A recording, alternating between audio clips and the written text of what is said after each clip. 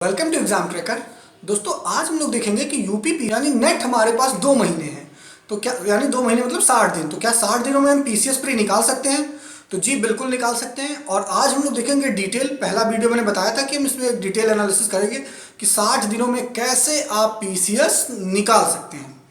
तो सबसे पहले जैसा कि मैंने प्रीवियस वीडियो में बताया था, जो इम्पोर्टेंट है उसके हिसाब से देखेंगे। पीसीएस के लिए, यूपी पीसीएस के लिए सबसे ज़्यादा इम्पोर्टेंट है करंट अफेयर, दूसरे नंबर पे ज्योग्राफी, तीसरे नंबर पे आप हिस्ट्री या पॉलिटी, संविधान दोनों को रख सकते हैं। तो अगर हिस्ट्री रखते हैं तो चौथे पे पॉलिटी, उसके बाद इकोनॉमिक्स, और उससे भी इम्पोर्टेंट होता है उत्तर प्रदेश विशेष। इन सब के लिए हम एक एक करके एनालिसिस करेंगे और उनके लिए क्या बुकें हैं, जो भी बुकें मैं बता रहा हूँ उससे रिलेटेड सारे बुकों के नाम और उसकी लिंक आप कहाँ से परचेज करेंगे, डिस्क्रिप्शन में लिंक दिया है। आप उस पर जाके ऐसी बुकों को खरीद सकते हैं अगर आपके पास नहीं है तो। देखिए, अगर आप केवल पीसीएस पे फोकस करना चाहते हैं, आईएएस पे नहीं, तो आपको एनसीईआरटी पढ़ने की उतनी ज़रूरत नहीं है।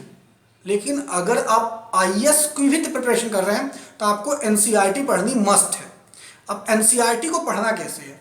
6 to 10 आपको पढ़ना है केवल और केवल 15 दिनों में, चाहे वो साइंस का हो चाहे सोशल साइंस का हो। 6 से लेकर 10 तक को आपको 15 दिनों में पढ़ना है। देखिए, एनसीईआरटी लोग पढ़ते हैं ऐसे पढ़ेंगे कि रीडिंग करते हो, ऐसे नहीं पढ़ना आपको उसके नोट्स बनाने हैं। 15 दिन या 10 दिन में भी हो जाएगा, 6 से 10 तक का 10 दिन में हो जाएगा। अब बचा 11th में आप हिस्ट्री पॉलिटी पढ़ेंगे। पॉलिटी को उतना वेटेज नहीं देंगे, हिस्ट्री को पढ़ेंगे आप और ज्योग्राफी को पढ़ेंगे बड़े डिटेल में। इकोनॉमिक्स में आप 11th क्लास की देखेंगे, मतलब एनसीईआरटी की बात कर रहा हूँ मैं। पॉलिटी इससे नहीं पढ़ेंगे एनसीईआरटी से।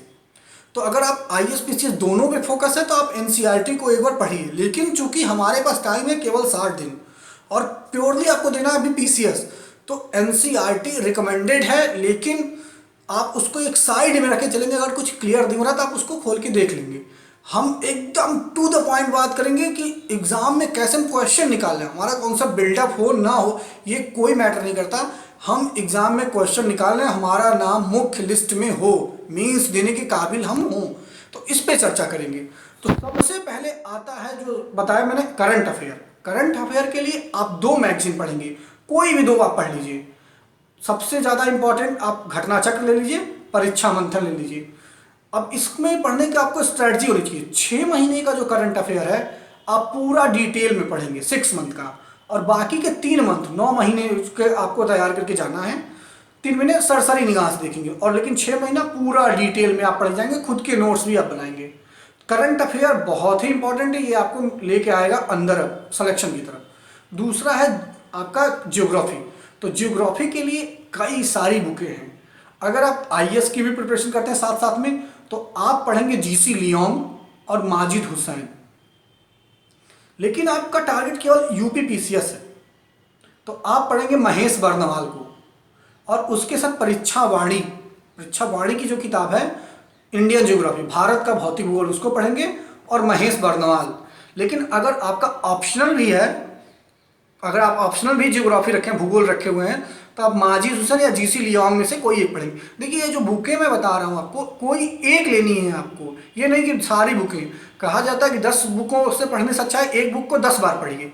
तो या तो आप माजिद हुसैन रखेंगे या जीसी लियोंग, तब जब आपका ऑप्शनल ज्योग्राफी है, भूगोल आपका वैकल्पिक विषय है, तब आप लेंगे।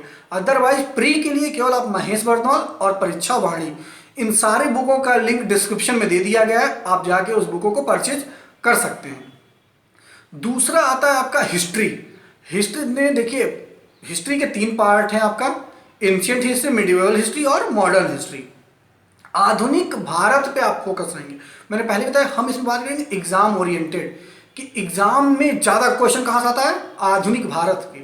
आधुनिक भारत पढ़ने के लिए सबसे अच्छी जो स्पेक्ट्रम की जो बुक आती है आधुनिक भारत, आप वो पढ़िए।